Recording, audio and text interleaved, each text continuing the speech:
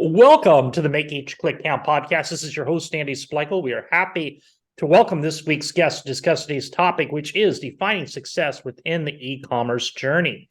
After a successful 20-year career in the throes of corporate America, he left to become the founder of Purchase Point LLC. With Purchase Point, he brought a creative approach to captivating consumers during the last 7 seconds along their path to purchase. In 2016, he stepped away to create his next company, Tiege Hanley, an e-commerce company with a mission of helping men look and feel amazing. In July of 2022, they shipped their 1.5 millionth box and have over 350,000 customers worldwide. A big welcome to Kelley Thornton. Hi, Kelley. How you doing? So nice to be on your show, and I thank you so much to have me. And actually, I should update my profile. We just shipped our 2 millionth box. Wow, congratulations. Thank you. To the 12th of September. So just a few weeks ago, we flew down to Atlanta and hand delivered it with my partners to our 2 millionth customer. It was excellent. Wow, that's awesome. Now, let's start the interview. I was really curious when I was reading your profile, at Purchase Point, and the last 7 seconds along a customer's path to purchase. I don't think I've ever heard of this terminology, the last 7 seconds before purchase. So what is the last 7 seconds on the path to purchase, and how can a company use this? Yeah, I mean, this is Purchase Point is a very retail focused shopper marketing company. So it's really about, understanding how a consumer is thinking about, making a purchase and what happens in that last 7 seconds. So what are the key drivers that's going to motivate someone to make a decision? And there's many things about it. We think of ourselves, Purchase Point, which is no longer a company I'm directly involved in. We think ourselves as disrupting the shopper journey. And truthfully, it's not that dissimilar from the concept of what we do at Tiege Hanley, which is around social media marketing, influencer marketing, to engage a customer. It's the same concepts. So it is, what is the right messaging? What is the right color? Which is the right retail pathway that someone would take? What is the need state of a shopper at that very last second when they're making a decision that's going to either increase or decrease the likelihood of them purchasing? So you were doing a lot of testing around the pushing the submit sale button. I mean, I guess I'm not following it. How were you influencing these last 7 seconds? So what specifically we're looking at is secondary placement, display systems, and signage. So any store that you can pick in your imagination, there are secondary and primary locations for consumer products. The primary location is the store shelf where the product is normally found. So you're going to look for Tide or you're going to look for Dove shampoo. It's in a very specific place in the store. There's also secondary placement, which is usually a pay-to-play situation where Tide is coming out with a new variant, say Tide balls or Tide pods. And so they are also considering that as putting that product in a secondary location in the store. And that secondary location, we measure what that kind of encounter looks like through consumer product testing to see whether or not somebody is going to, in fact, be more or less likely to see that secondary placement and respond to it. Like, what is the likelihood of a consumer actually seeing it and engaging with that product at that secondary location? And that's what we study. And we do it through consumer research. And so the last 7 seconds before purchase is really referred to in-store, not online. No, it's an in-store concept. And I think it's very applicable to online. It is very similar to what we're seeing, like where are people's gazes on their, when they're looking at our site, what specifically are looking at? How long are they staying there? What's the time between home pages to PDP pages to checkout, adding to cart? I think all of those things are, relatable, at least with the e-commerce space. So are you using any of that in your new e-commerce company? I think we do the same type of consumer panels and consumer testing We don't do it, we don't do it in the exact same way, but we do it in a similar way. What we were doing in bricks and mortar offline is we were doing consumer panel testing prior to going into the retail. So prior to spending a lot of money and going into retail, we were doing consumer product testing panels on things. And we were showing them different stimulus, different messaging, different colors. And we were saying, what's the likelihood of you engaging with something? There's not as much of that in the e-commerce space. We will create an ad and we will test iterations of that ad. And depends on the platform, we'll we'll do multiple live ad tests and see which ones perform the best. And then of course we'll iterate and spend more money on the ones that work. So I think conceptually it's very similar concept. One is more, the digital space allows you to do things more real time. Now with Purchase Point, I mean, it looks like you were crushing it. You were working for companies, you were working companies, you had clients, Unilever, Mars, Wrigley, Pfizer. Yes. Why did you decide to step away in 2016? Yeah, I mean, if you were, I'm not a gambler, but if you were given two hands, right? You're given, 7 cards in one hand, 7 cards in the other. You kind of look at that and you say, okay, what's my likelihood of one of these hands actually, performing well for me? And I was doing both.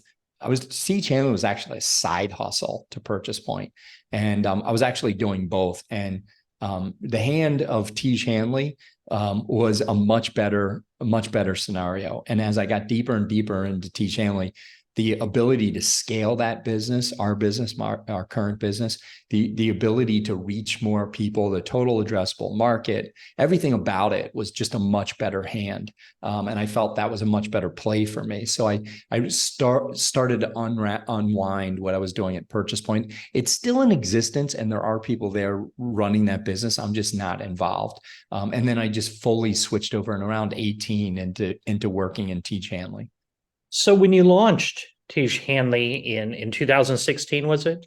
We actually launched a variation of V1 in 16, and it sucked and it failed. So I guess my question is, when you started, what e-commerce platform did you begin with, and are you still on that one? No, we were on Woo, and it was a very simple website. The premises of that was similar to what it is today. Educate a guy on a skincare routine, help him understand why it's important to have healthy habits in his life, and basically, talk about what he needs to create good skincare. Like, what is the routine? The changes between V1 and V2 was that we did not own our own brand in V1. We were selling highly curated products.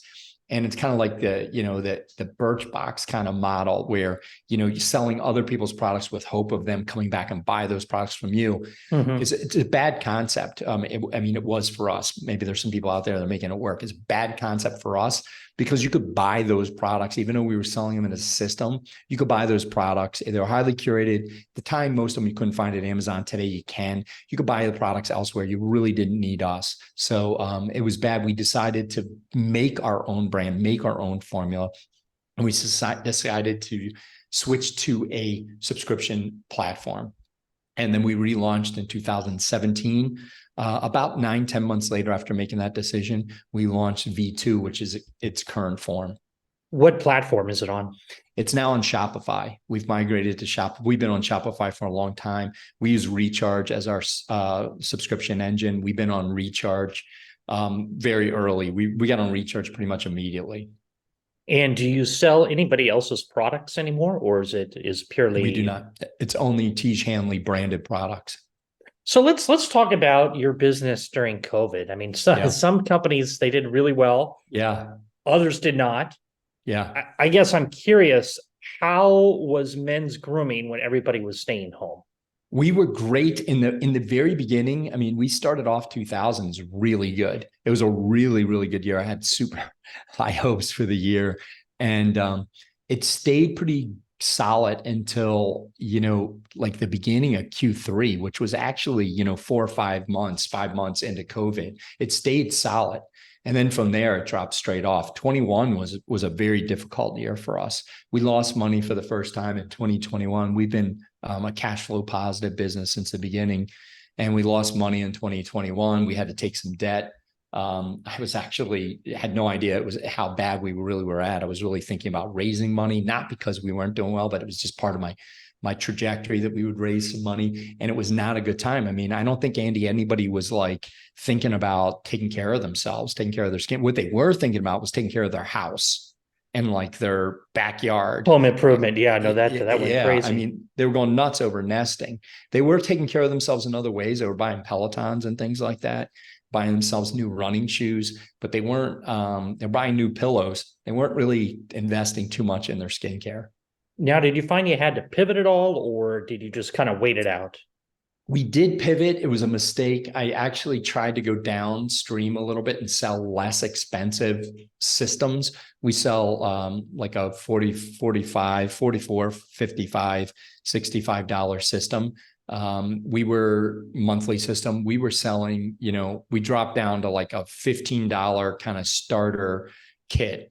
And we sold those a lot during the year. And it did keep acquisition numbers high, but it's significantly suppressed AOV and our total revenues for the year. How much have you played with the average order value? Every day, we're constantly playing with AOV. We're looking at AOV by channel, by cohorts, by platform, whether it's, in-app at teach.com, at Amazon or any other marketplaces. We're looking at AOV, daily. One of the best things that an e-commerce company can do is to really define their avatar. How have you guys been able to do that with your customer base? We did it quantitatively and qualitatively. We did it qualitatively first, and we've done a lot of it. And so we had, for the first couple of years, we had a brand manager and we had a researcher on staff, and we were constantly talking to our guys, and really had a very, very good, and we had names for all of them, like Healthy Hank, and on and on and on and on. And I think it was very important. I mean, it really gave us a baseline for who our customer is, what he looks like, where does he live, what activities is he involved in, what kind of music does he listen to, what kind of car is he likely to drive, what's his education, all that stuff. Lately, we really, really, really want to look at like first party data, and we want to look at actions that the channels they come in on, the offer, discount, landing page, kind of path to purchase that they took. And we want to look at like behaviors that they did post-purchase that mirror what very successful and high AOV avatars look like. So we really want to like measure that, and then focus on, figuring out what it takes to acquire guys like them. So you seem really cutting edge on all your stuff, and AI is the thing that everybody's talking about in e-com. Yep. Have you incorporated well. AI in anything of your systems? Yeah, it's I was at a conference last week, Andy, and I think there was a lot of talk about AI. I don't think any of it really rung very true to me. It's been around for a long time. Like back in Purchase Point, we were using natural language processing in all of our research that I was describing earlier. We were saying, what is the sentiment score associated with someone saying, XYZ? What is the sentiment score and the association of their experience if they use the word like versus great versus good, et cetera, et cetera, et cetera. So, and natural language and those type of things have been around for a long time. I mean, they lend themselves into predictive text and stuff like that. So I think like that's been around. The reason why everybody's talking about it now is because they're seeing it on, I'll say the creative side, right? They're seeing it on not only, the copy side, right? But they're seeing it on creative development and implementation and testing of creative. We're really using it on in the data side. So we're using it for predictive analysis of what is the likelihood of that we're going to hit a certain number of orders next month. What is the likelihood that our churn rate is going to go up or down? What is the likelihood of our revenue coming from new acquisition versus returning? What is the likelihood of how much we're going to get out of a channel, one channel versus the next? We predicted our returning sales in the month of September to 0.28%. So we predicted returning sales, not new sales, returning sales by 0.28%. So in essence, we were off by a couple hundred. I mean, we're talking about tens of thousands of returning customers. That's amazing. We're off by a couple hundred. Now, for subscription businesses, I mean, the churn is really, the lifeblood. What is your churn, and how have you been able to decrease it over the years? Yeah, well, look, measuring churn and answering a question like what is churn is really like there needs to be a lot of agreement into what is churn, right? What is our retention number? What is our churn number? What is our churn number by cohort? We're breaking it down by cohort. So we're saying of the people that came in with zero discount, what is the churn rate?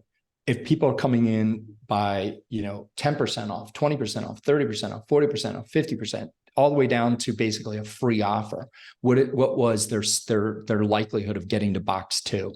So we really, box 2 is like a critical number for us, and it's like in the high 50s to 60% range. So it depends on channel. It can go down as low as 30%. 32, 33%. So based on CAC and AOV and percentage discount, we'll look at what is our minimum threshold for a box 2 renewal rate. And that cohort needs to be able, and that cohort is that number of guys that took that offer on that day, that week, that month, needs to hit that box 2 threshold percentage return rate. And if they don't, then we will not be spending ad dollars with that campaign. So we want to have guys come back in the 60% range to box 2. Some of our channels are coming back at 68, 69, 70% of our guys are coming back. Some of them are coming back even higher than that. And then we measure box 1 to 2, 2 to 3, 3 to 4, and so forth and so on.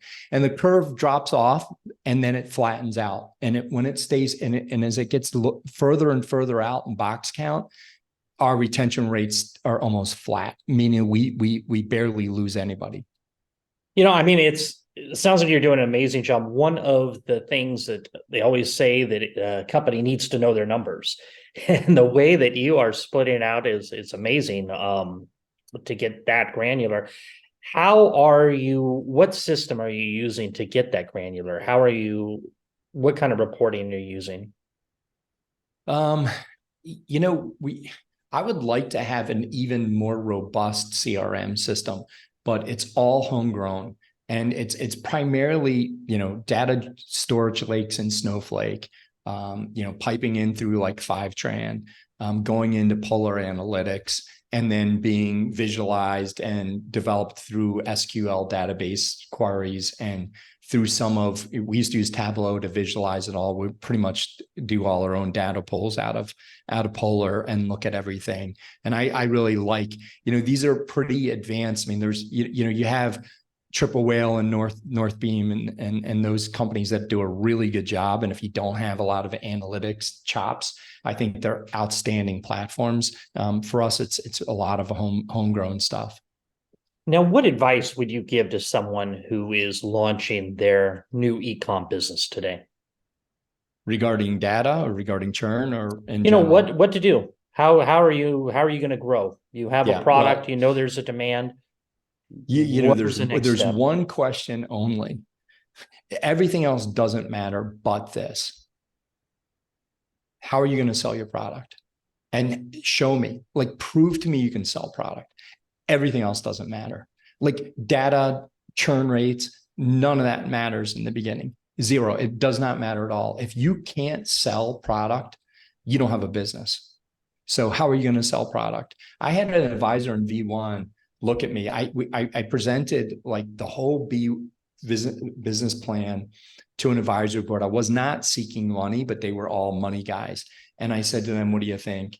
And they basically said it sucked. Like, you're not going to, this is horrible. There's nothing good about it at all. And one of the guys, Joe, said to me, just beyond family and friends, just sell 10 boxes and then let me know you did it. And, he was right. I mean, if you don't have a clear way, a clear mechanism, a clear voice in the market, a way to have a voice in the market, which is brutally hard, you've got nothing. So sell first. Tej, how did you decide to get into men's skincare? I mean, it's, that category itself much more difficult than women's skincare, or at least there's not the demand there. How did you decide to get into men's skincare? I thought we needed help. I thought guys needed help. I needed help. Like, I did not understand what was going on in skincare. I didn't even realize that it was something that guys should be thinking about. I was getting older. My skin wasn't looking as good. And I was doing research at Purchase Point. And, when I was doing research, people were like, I was in department stores and I was talking to people all around the world, and they were like pulling stuff out from underneath the counter and said, like, Andy, you got to try this.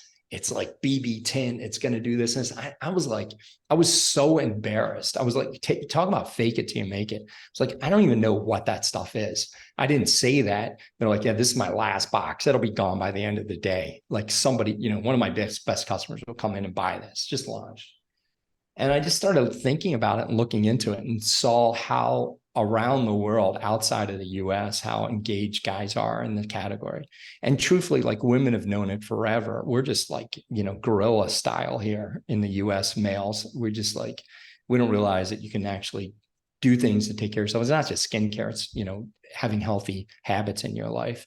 And, simple things. Don't eat too much, get enough sleep, make sure you exercise, and have healthy routines in your life. So that's how it all started.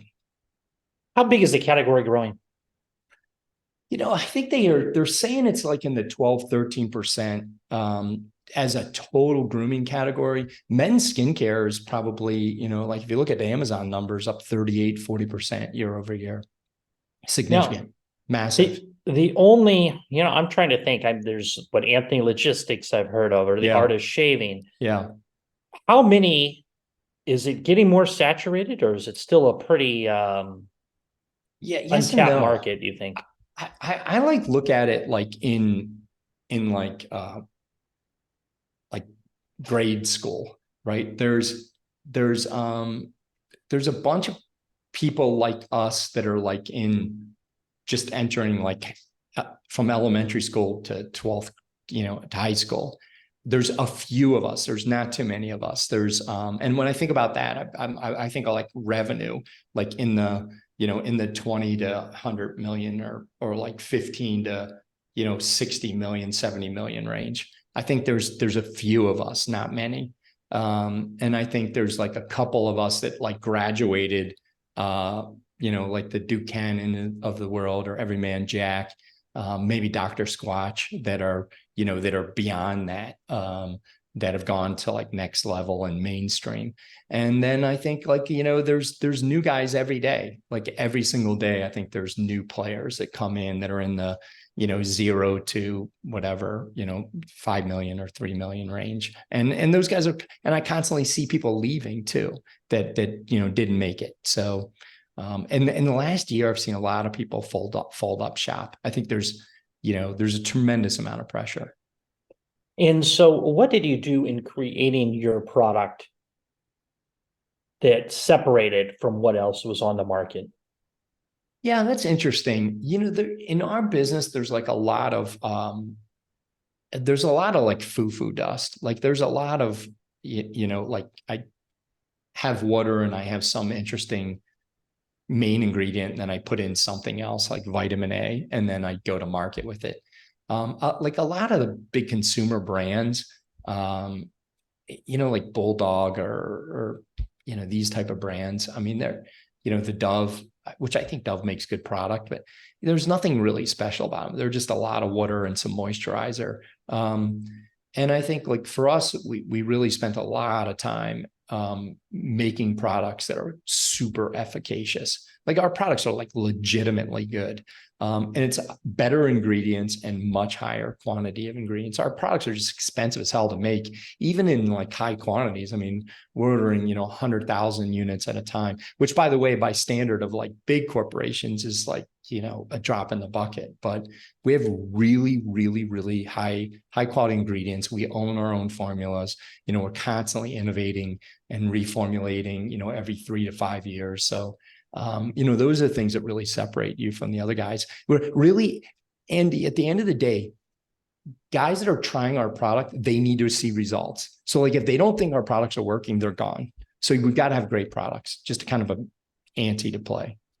And how can an interested listener learn more about working or finding your products, Tiege Hanley, online? Or I mean, go check us out at Tiege.com. I mean, we have like 8,000 reviews, I think, or over that. I don't even know, 7, 8, 9,000 reviews. We have a 4.59, something like that. Amazon, all of our products are, everything's almost every product is over 4.5 stars. So 4.5, 4.6, 4.7. We have an outstanding offer for any of your listeners at Tiege.com / make each click count. I think it's a 30% offer. It's a great offer. Oh, well, that's great. If you want to try our products out, I mean, take a look around. We're all over social, and try, if it's not us, try to get yourself into a healthy skincare routine. You'll thank us for it. Well, this has been a lot of fun. Is there anything else you'd like to add before we wrap it up today? No, I wish everybody good luck. We're going into the holiday season. We're really excited about what Q4 looks like. We're really, really prepared for a great close out of the year.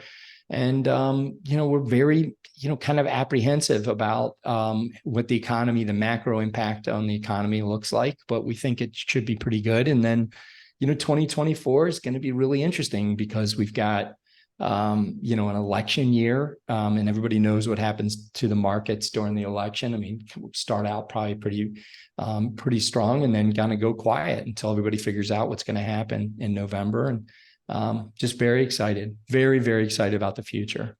This is great. Well, thanks for joining us again today, Kelley. Thank you, Andy. For listeners, remember, if you like this episode, please go to Apple Podcasts and leave us an honest review. And if you're looking for more information on Kelley or Tiege Hanley, you'll find the links in the show notes below, including the special offer for the 30% discount.